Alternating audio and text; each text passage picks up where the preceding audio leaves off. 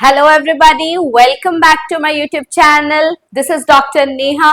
In today's video, I am going to talk about high level analysis of the chapter, the third level from the book Vistas.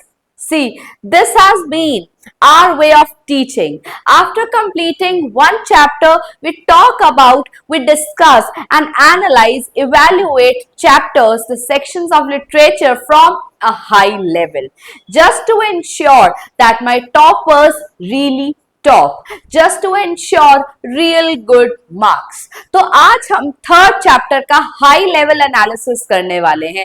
If you are new to my channel और viewing this video for the very first time, this is my humble request. ये video अच्छे से तब समझ में आएगा, ये lecture अच्छे से तब समझ में आएगा जब इससे प्रीवियस आप 3 वीडियोस को व्यू करेंगे on the chapter third level, जिसमें हम वर्ड बाय वर्ड आपको एनालिसिस करके दे रहे हैं, चैप्टर पढ़ा रहे हैं थर्ड लेवल। तो उन वीडियोस को मैं यहाँ पर टैग कर दूंगी, बट उन्हें देखना बहुत जरूरी है अगर आप आज इस वीडियो को समझना चाहते हैं या इस लेवल तक पहुंचना चाहते हैं चार्ली की तरह। नो, हम कुछ एस्केपिज्म नहीं कर रहे हैं, टाइम ट्रैवल नहीं कर रहे हैं। हमने word by word, line by line chapter को पढ़ा है, उसके बाद हम हाई लेवल एनालिसिस कर रहे हैं अपने द थर्ड level में। So in this video we have so far seen, in this chapter we have so far seen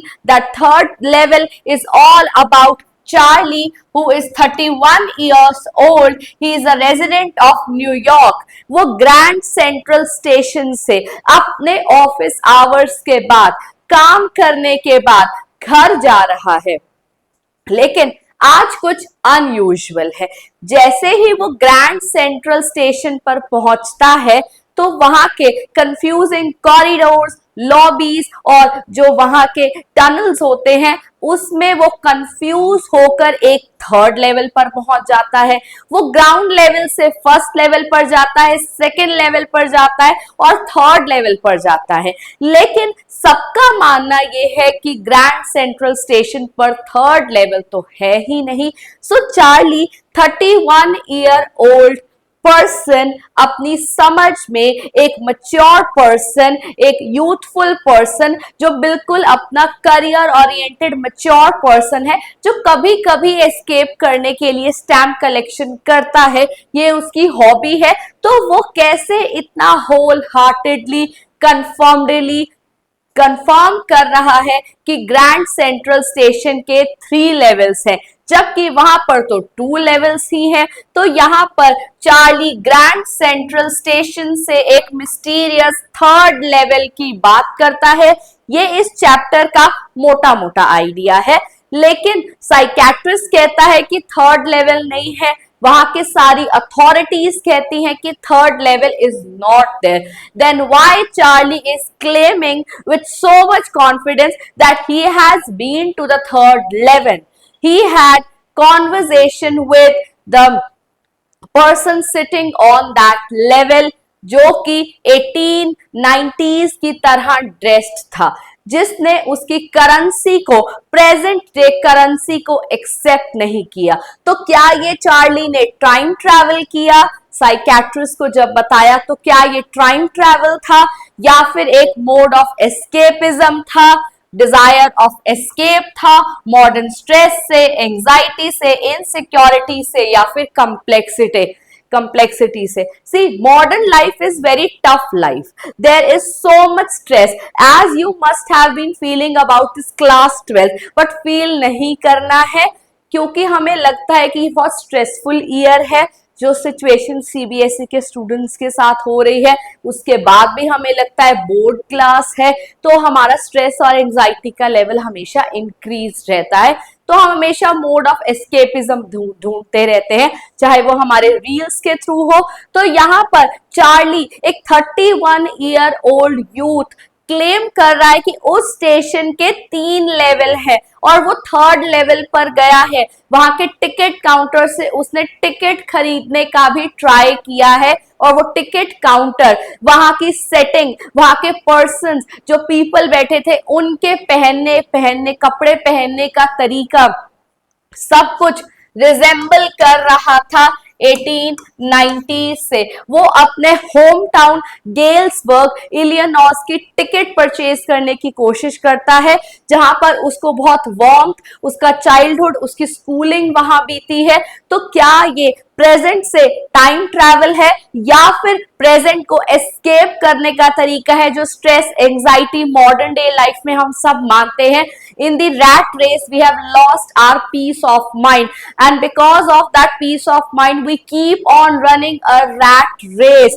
There is no peace of mind. We have lost the art of living, we have lost the warmth. That is why there is an insistent need of doing meditation, doing yoga or doing something that makes us happy. तो क्या Charlie के साथ ये mode of escapism है? सी जो वहां का grand, because this is a high level analysis, तो जो बच्चे चैप्टर पढ़ चुके हैं वो ही इसे समझ सकते हैं। ग्रैंड सेंट्रल स्टेशन, ये वर्ड्स आप अपने as a vocabulary, as a phrase अपने आंसर में ऐड कर सकते हैं। ग्रैंड सेंट्रल स्टेशन रिफ्लेक्ट करता है, शोकेस करता है, डिस्प्ले करता है लाइफ की कॉम्प्लेक्सिटीज को। If it all the question comes कि ग्रैंड सेंट्रल स्टेशन क्या सिंबलाइज करता है, ग्रैंड सेंट्रल स्टेशन पर काउंटलेस कॉरिडोर्स है, हिडन पैसेजेस है, कंफ्यूजिंग रूट्स हैं, और ये खुद चार्ली क्लेम करता है, whenever I go to the grand railway station, Central Grand Station, मैं हर बार कंफ्यूज हो जाता हूं। तो ये जो हमारी लाइफ है, लाइफ में भी तो ये सब कुछ है, काउंटलेस कॉरिडोर्स है, हिडन पैसेजेस है, कंफ्यूजिंग रूट्स है। सो grand Central station in a way represents modern life, wherein there is so much confusion, so much stress, so much need to run away from the present stress and trauma. See, and जो उसकी home town है Galesburg Illinois है, वो क्या represent करता है? I am not taking an easy task hair.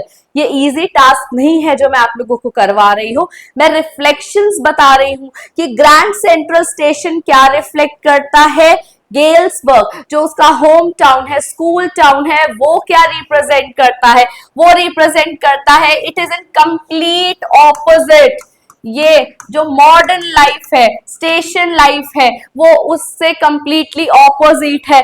इसीलिए Charlie modern day life की हम ड्रम को छोड़कर यहाँ पर आना चाहता है, because he feels that in Illinois, in Galesburg एक सिटी है जो कि एलियनॉस में एक छोटा सा विलेज है, कंट्री साइड पर है।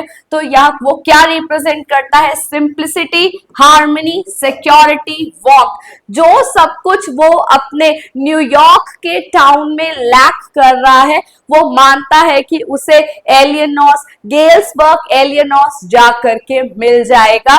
So in a way, it is always in his head that he had a childhood that was marked with simplicity, harmony, security and warmth. So इन सब चीजों का लैक है उसकी लाइफ में, जिसकी वजह से वो जाना चाहता है, वो टाइम ट्रैवल करना चाहता है। तो कहीं ना कहीं ये साइकोलॉजिकल सिचुएशन के ऊपर है, बिकॉज हमारा सबकॉन्शियस माइंड हमेशा वर्किंग पोजीशन में रहता है। हम consciously, I am consciously standing here, I am talking to you people, but my subconscious mind is down with my daughters, what they are doing, are they fighting और are they smiling, are they laughing? So my subconscious mind is always in state of work. So same way Charlie, he had been so much occupied in his modern day life with his work, but his subconscious mind, he wanted that sort of break, that sort of travel, that sort of comfort and warmth जो उसे लगता था उसे एलियनॉस में मिलेगा.